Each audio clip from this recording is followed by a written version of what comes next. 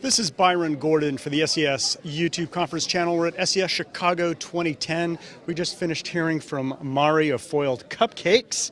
And Mari, you're the doyen of online cupcake sales. Thank you. And so we wanted to quickly chat with you a little bit. You talked about how to establish a customer relationship. And you are, like you said, an online presence. You don't have a physical storefront where you're selling cupcakes. Right. So you talked about the touch point process, if you will, with your customers. Talk a little bit about what some of those touch points are.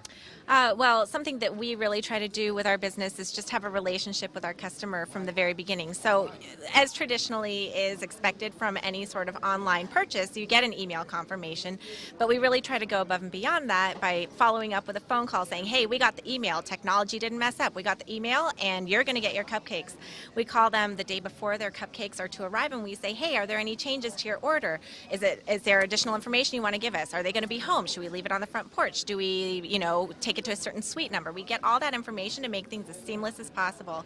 Then we deliver the cupcakes, so that's our fourth touch point, which is actual interaction of the cupcake delivery person to the person receiving the cupcakes.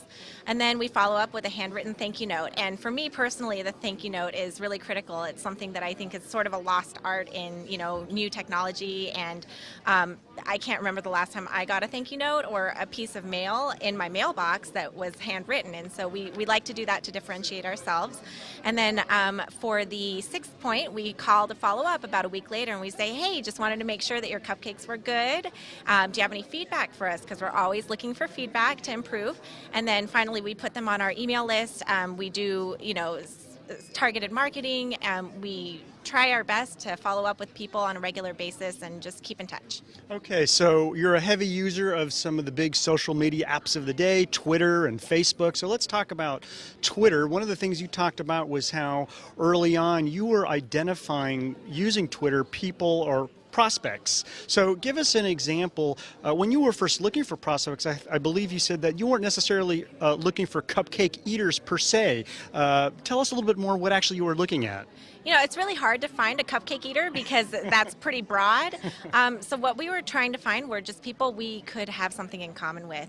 And for me, something that I personally feel is really fun and something that a lot of people have in common, but yet it's something that's conversation piece is shoes. And so that's what the whole presentation was about, was, how we connected with different people on different shoe purchases and different heights of heels and, just started conversations about fun things that had nothing to do with cupcakes. Pretty soon as we started putting our name out there through Twitter or through Facebook and asking questions to the community, getting them to respond.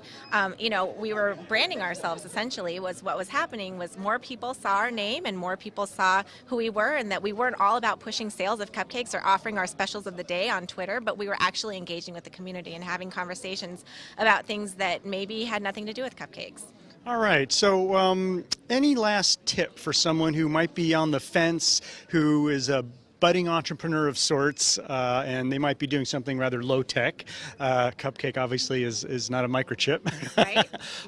But they want to use Twitter and Facebook, but they're a little scared. Any suggestion about using it, and you want to maybe impart to our viewers? Sure. Well, honestly, I was the same way. My first day on Twitter was my last day on Twitter. I quit for about a month before I got back on, and I said, okay, let me try this again. And I guess my main piece of advice would be to just find those people who are willing to connect you with other people. There are people out there who really enjoy the aspect of social networking online, and they will help you build confidence and grow your brand and start helping you talk about your product. Once you find those people, it's really easy to engage in conversations and to just have fun replying back and forth. It's just like talking like we're talking, and just being open and friendly and not saying no to it altogether, because you never know what may come up. Great advice. Thank you so much, Mari, for chatting with us. Thank you so much for having me. And there's more to come from SES Chicago. It's day 3. Stay tuned for more.